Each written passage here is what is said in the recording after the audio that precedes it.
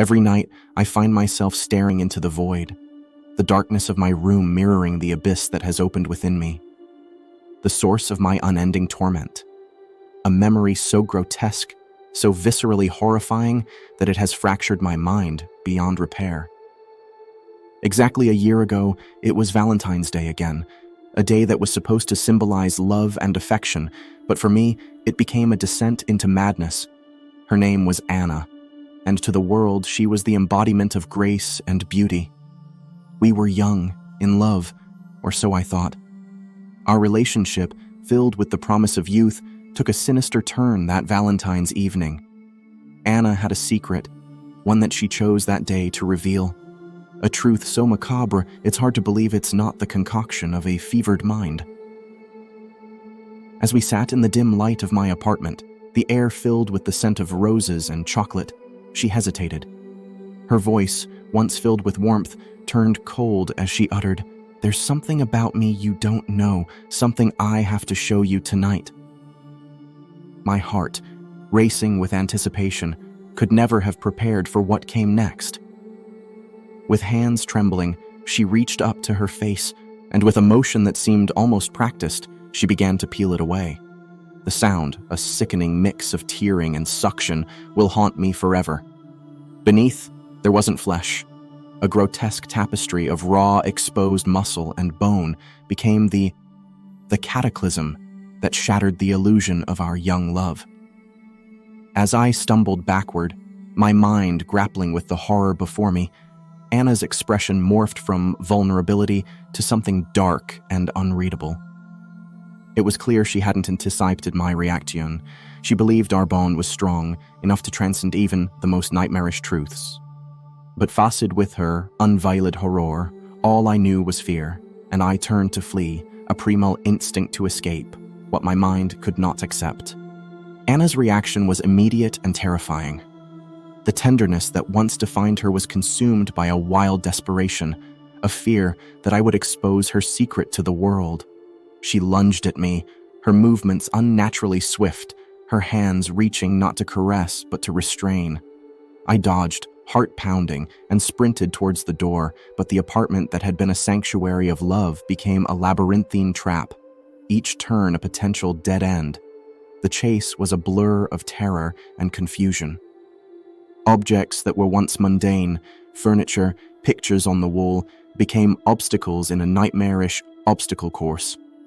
Anna was relentless, her face, or what remained of it, twisted in a macabre mask of anger and despair. The sight of those writhing, parasitic things beneath her skin, visible through the translucent sheath that covered her muscles, fueled my terror to new heights. In a desperate bid for escape, I made it to the balcony, the cold night air slapping my face, a cruel reminder of the reality I was living. Anna was close behind, her breathing ragged, a sound that would haunt my dreams forever. She caught me at the railing, her grip iron tight, her fingers cold and unnaturally strong. The drop behind me promised a different kind of oblivion, but facing Anna felt far worse. The altercation that followed was violent and chaotic. Anna, in her desperation, revealed strength that belied her appearance. She clawed at me, not with the intent to kill, but to silence, to ensure her secret remained just that. But amidst the struggle, her true intention became horrifically clear. She managed to pin me to the ground, her hands pressing against my throat, not to suffocate, but to paralyze with fear. Her face, or the grotesque absence of it, hovered inches from mine. "You can't leave me," she hissed, her voice a chilling mix of pleading and threat. "You won't expose me. You love me. Remember." In that moment, the realization dawned, the depth of her madness, the impossibility of escaping unscathed. Anna's final act was one of pure horror. As I stumbled backward, she lunged, not to restrain, but to harm. Her hand, aimed with terrifying precision, caught my eye. The pain was immediate and blinding, a white-hot agony that eclipsed all else. Her fingers, coated in the grotesque slime of her true form, burrowed into my flesh. An act not just of violence but of violation, With a desperate surge of energy and strength born of terror, I pushed her off. I can't explain what had got into me. She flew off the edge of the balcony from 8 stories high. The last thing I remembered before darkness claimed me was Anna's face. No, the horror that lay beneath, etched into my vision, a sight so terrifying that it burned itself into my very soul. I awoke in hospital, my vision forever altered, one eye lost to Anna's final, desperate act. The physical scars were nothing compared to the psychological torment that followed. The authorities found her with limbs and organs splattered across the pavement. She was gone, dead, leaving behind only the wreckage of my life and mind. Now, confined to this mental hospital, I'm haunted not just by the memory of what I saw, but by what was done to me and what I had done to her. Anna's face, both the one she wore and the one she hid, is a constant, unending nightmare. The horror of that night, the chase, the violence, and the grotesque intimacy of her final attack has left me a broken man, trapped in a cycle of fear and madness. Evan, a newcomer to the sleepy town of Harper's Glen, was a tall and extremely handsome young man. Intrigued by local customs and eager to impress his new love interest, Mia, he planned the perfect Valentine's date at the abandoned Harper Mansion, rumored to be the heart of a curse. As they entered the mansion, he scoffed at the warning signs, as the mansion seemed to breathe with a life of its own, the air heavy with the scent of decayed bouquets. Ignoring Mia's hesitations, Evan led her through the dimly lit corridors, adorned with portraits that seemed to watch their every move. In the ballroom, under the glow of a chandelier that flickered as if warning them, Evan presented Mia with a necklace, a family heirloom he had found in the mansion, intended as a symbol of his affection. As soon as the necklace clasped around her neck, the atmosphere shifted. The mansion groaned, and a cold wind swept through the room, extinguishing the candles. Maya's eyes darkened, her visage twisting into a grotesque mask of rage. Evan watched in horror as she convulsed, her screams echoing off the walls, morphing into deep, guttural laughs. The legend was true. The necklace was cursed, bound to the mansion's original mistress, who had been murdered out of jealousy on Valentine's Day. With the necklace around Mia's neck, the spirit sought revenge, possessing Mia to enact her wrath on the living. Evan, frozen with fear, witnessed the transformation of his beloved into a vessel of vengeance. Mia, or the entity controlling her, advanced towards him, her movements unnatural as shadows danced around her. In a voice that was not her own, she spoke of betrayal and heartbreak, of a love so strong it transcended death and sought retribution. In a frantic struggle to free Mia from the curse's grip, Evan fought against the force that had overtaken her. The mansion seemed to conspire with the possessed Mia, its halls twisting unnaturally, creating a maze that disoriented him. Shadows clung to Mia like dark tendrils, enhancing her strength, making her almost inhuman. As they reached the top of the grand staircase, the air around them crackled with a malevolent energy. Evan, desperate to save the woman he loved, reached for the necklace once more. But the mansion had other plans. The floor beneath them groaned and shifted, as if alive, tilting dangerously, in a sequence of events that seemed choreographed by the mansion itself. Evan lost his footing. His hands, still reaching out to Mia, found only air as he stumbled backward. Time slowed as he fell, crashing through the banister and plummeting to the foyer below. The sound of his body hitting the broken wooden handrail, which penetrated his torso, echoed through the silent mansion like a macabre symphony.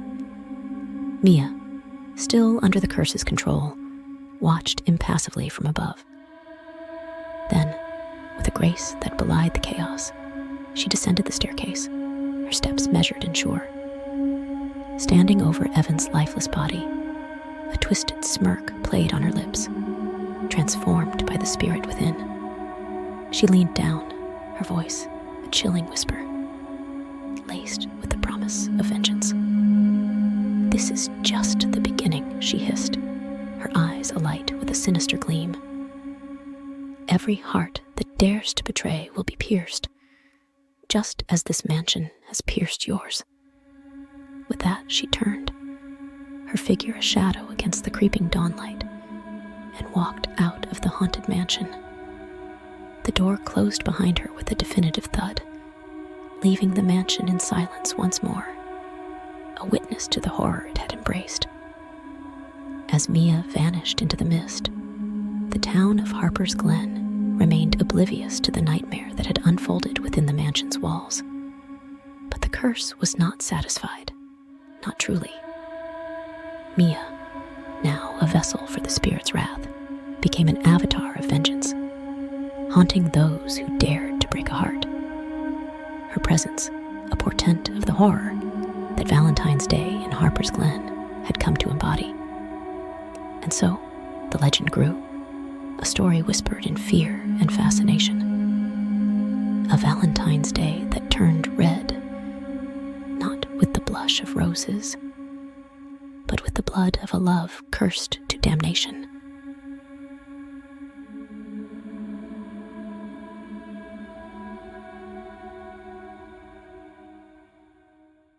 This is the story of Steph, a girl I once knew, whose descent into darkness became the stuff of local legends and an annual story told to young lovers every year on Valentine's Day. Steph was an average high school girl, or so everyone thought. Blending into the background with her modest demeanor, she harbored an unyielding crush on Owen, a boy she'd adored since second grade. Valentine's Day, which also marked her own birthday, became an opportunity for her to express this love year after year through small tokens, notes and candies discreetly left for him, which were invariably ignored. Yet, on this Valentine's Day, Steph decided to lay her heart bare with a gesture grander than all before. A heartfelt note, a box of exquisite chocolates, and a plush teddy bear, symbols of affection she hoped would finally bridge the chasm between her longing and his indifference. Approaching Owen with her gifts, her heart thrummed with a mixture of hope and dread.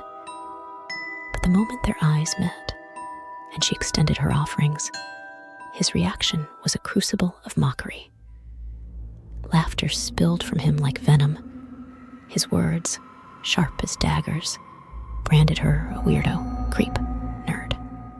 As tears welled in her eyes, she backed away.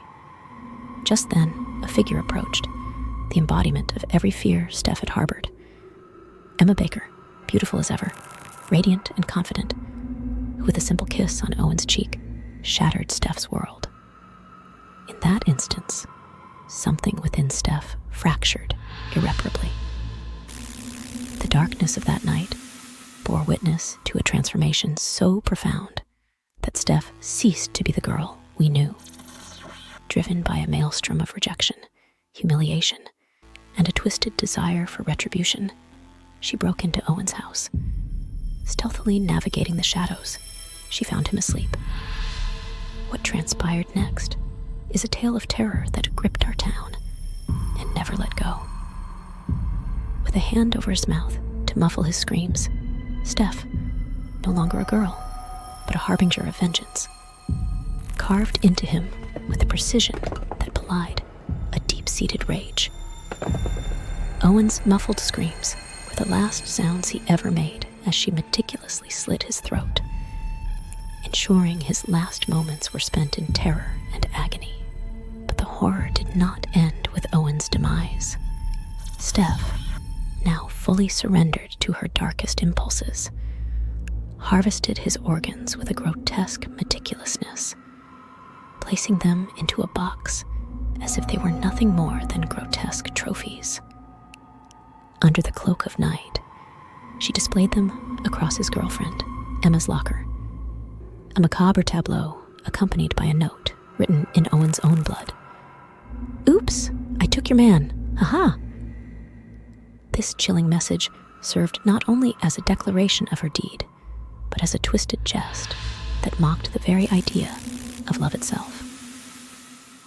From that day forth, Steph vanished into the shadows, adopting a black and white bandana as her sigil, a symbol of her new identity as the Valentine's Day murderer. Her infamy grew with each passing year as she continued her spree, targeting those who embodied the love she was denied. Men and women alike fell victim to her wrath, their organs sent to their significant others in a gruesome parody of Valentine's gifts. The town of Edgewater has never been the same since. Every Valentine's Day, a palpable fear descends, a reminder of the thin line between love and madness. Steph haunts us all, reminding us each year of the fragility of the psyche and the terrifying potential for a broken heart to shatter the boundaries of sanity and morality. So, when you feel the chill of February's embrace, remember the tale of Steph, the girl who once walked among us, whose journey from obscurity to infamy was marked not by the love she sought, but by the blood she spilled. It's a story that echoes through the streets of Edgewater, a cautionary tale of a Valentine's Day that turned from a celebration of love into an annual vigil for the lost, the heartbroken,